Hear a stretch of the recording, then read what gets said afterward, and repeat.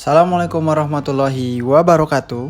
Selamat datang di channel Gelas Kosong. Sebelum menonton, kosongkan dulu gelasmu. Mari belajar lebih banyak. Oke teman-teman, pada kesempatan kali ini kami akan berikan beberapa pertanyaan yang diberikan oleh psikolog saat tes wawancara LPDP. 1. Ceritakan tentang diri Anda. Pada pertanyaan ini, saya saat itu menjawab dengan menceritakan secara singkat tentang diri saya, terutama yang berkaitan dengan karakter saya. Jawaban pada pertanyaan ini akan dijadikan starting point oleh psikolog untuk pertanyaan selanjutnya. Jadi, harus hati-hati dalam menjawab. Jangan terlalu panjang menceritakan tentang diri teman-teman dan tidak pula terlalu singkat. Mulai dengan memperkenalkan diri, yaitu nama dan latar belakang pendidikan, serta latar belakang sosial budaya teman-teman secara singkat. Selain itu, saya menceritakan sedikit tentang bagaimana saya memandang suatu tantangan, menggambarkan pandangan saya tentang keinginan untuk terus belajar, dan keyakinan tentang pendidikan akan memperbesar peluang untuk terus berkembang, dan salah satu peluang besar untuk seseorang menjadi lebih bermanfaat bagi dirinya, keluarganya, dan masyarakat di sekitarnya.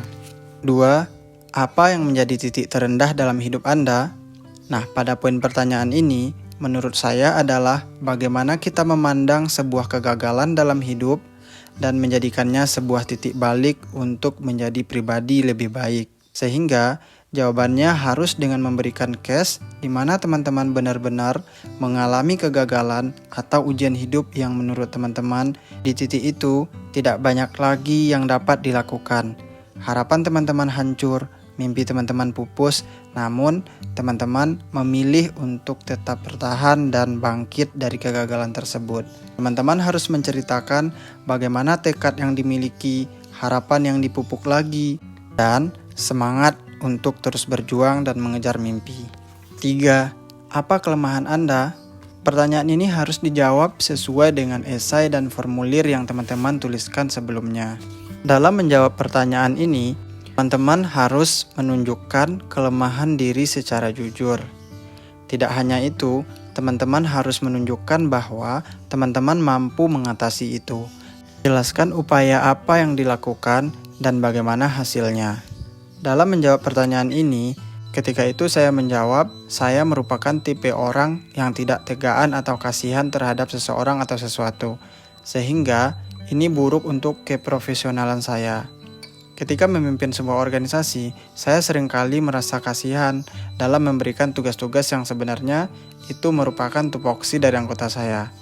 Nah, cara yang saya lakukan untuk mengatasi persoalan tersebut, yaitu saya terus berorganisasi dan terus mendalami peran dalam sebuah struktur dan menerapkannya sebagaimana seharusnya. Ini berdampak baik untuk saya sehingga saya tidak lagi mudah merasa kasihan ketika itu memang tugas mereka. Namun, di samping itu saya juga terus mencoba untuk mencari apa yang dapat saya lakukan untuk membantu mereka. 4. Apa kelebihan Anda? Nah, sama halnya dengan pertanyaan sebelumnya, teman-teman dapat menjawab ini sesuai dengan data yang sudah dituliskan pada esai dan formulir. Saat menjawab ini, teman-teman harus jujur dan tidak berlebihan sehingga tidak terkesan sombong. Saat itu, saya menjawab bahwa saya merupakan tipe pribadi yang memiliki simpati yang tinggi. Pada dasarnya, sifat tersebut juga yang membuat saya menjadi mudah merasa kasihan terhadap seseorang. Namun, dengan terus belajar, saya mengelola hal tersebut dan mengarahkannya ke hal-hal dan langkah positif yang konkret. Kemudian, saya menceritakan pengalaman saya saat berorganisasi. Saya pernah melakukan ini ketika memimpin sebuah organisasi. Saya membuat suatu program kerja, yaitu turun ke jalanan mencari anak-anak jalanan dan orang-orang yang membutuhkan lainnya untuk berbagi.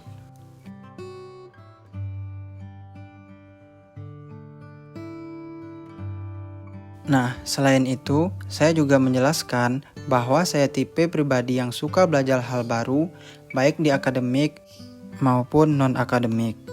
Yang kelima, Tipe kepemimpinan Anda seperti apa? Nah, pertanyaan ini muncul menurut saya karena pertanyaan sebelumnya. Saat saya menjelaskan saya suka berorganisasi, jawaban saya adalah saya tipe yang demokratis. Saya suka mendengarkan pendapat dari orang-orang yang saya pimpin dalam rapat maupun di luar rapat dan menjadikan itu sebagai sebuah pertimbangan dalam membuat suatu keputusan tertentu. Namun, ketika ada di suatu kondisi tertentu di mana saya harus mengambil keputusan secara cepat, maka saya akan melakukannya tanpa mengajak lagi anggota-anggota untuk rapat. Nah, setelah menjelaskan hal tersebut, saya memberikan contoh kasus di mana saya melakukan hal tersebut. Menurut saya, jawaban saya tersebut menunjukkan hal yang penting dalam memimpin, yaitu cara pengambilan keputusan dan menghargai semua pihak. Tentu saja, ini merupakan hal atau poin penting yang ingin diambil dari pertanyaan oleh psikolog tersebut. Pertanyaan keenam, apa yang menjadi motivasi Anda untuk melanjutkan studi? Nah, untuk menjawab pertanyaan seperti ini, teman-teman harus jujur dengan motivasi sendiri. Saya sarankan untuk menjawabnya tidak hanya untuk kepentingan diri sendiri, melainkan juga untuk masyarakat di sekitar Anda dan Indonesia. Contohnya, teman-teman dapat menjawab seperti ini. Motivasi saya adalah untuk terus meningkatkan kapasitas dan kapabilitas diri saya pribadi untuk dapat lebih bermanfaat bagi lingkungan dan masyarakat di sekitar saya. Dengan melanjutkan studi ini, saya akan mendapatkan ilmu pengetahuan dan pengalaman yang berguna untuk memecahkan persoalan yang terjadi di masyarakat di sekitar saya. Pertanyaan ketujuh. Bagaimana jika Anda tidak diberi kesempatan menjadi ORDI LPDP? Nah, ini merupakan pertanyaan yang membutuhkan gambaran bagaimana tekad dan komitmen teman-teman. Cara menjawabnya adalah, saya tetap berharap untuk dapat diluluskan sebagai ORDI LPDP. Namun, jika menurut Bapak atau Ibu, saya belum layak, maka saya akan mempelajari letak kesalahan saya dan kelemahan saya untuk dapat saya perbaiki di masa yang akan datang.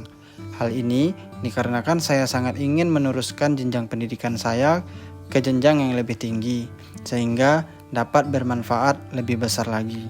Pertanyaan ke-8. Jika tidak diluluskan, apa ada rencana untuk mendaftar beasiswa lain?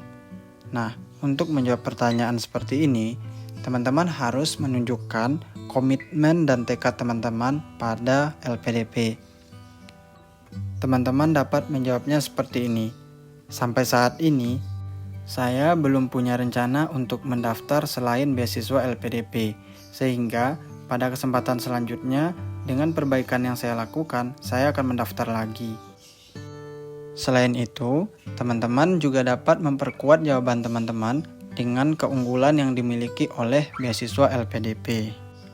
Pertanyaan ke-9, apa tujuan jangka panjang Anda setelah menyelesaikan studi?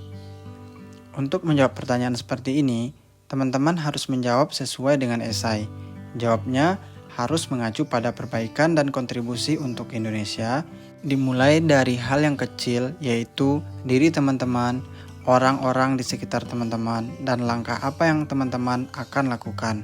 Misalkan, teman-teman dapat menceritakan bagaimana teman-teman akan berkarir, bagaimana di luar karir teman-teman akan melakukan hal yang menurut teman-teman dapat menyelesaikan persoalan yang ada di sekitar teman-teman.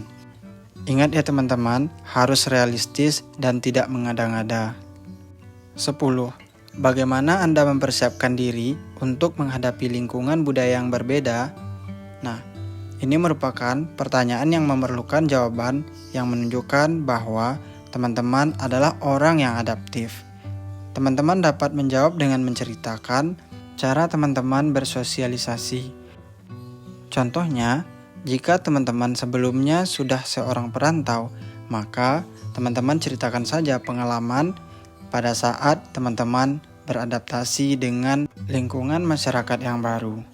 Selain itu, teman-teman juga dapat menceritakan bagaimana teman-teman berorganisasi yang tentu saja memiliki perbedaan-perbedaan dalam pandangan dan teman-teman dapat mengatasi itu. Jika menurut teman-teman video ini bermanfaat, jangan lupa like, comment, and subscribe. Terima kasih. Demikian video kali ini, kami dari Gelas Kosong. Tetap kosongkan gelasmu, karena kita tahu masih banyak hal yang belum kita tahu.